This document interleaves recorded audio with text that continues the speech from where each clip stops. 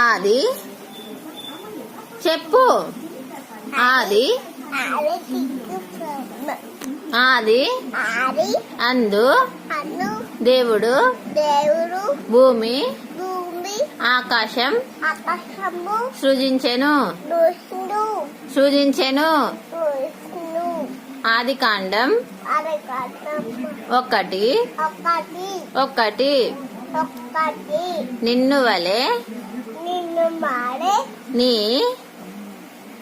నీ పొరుగు వాని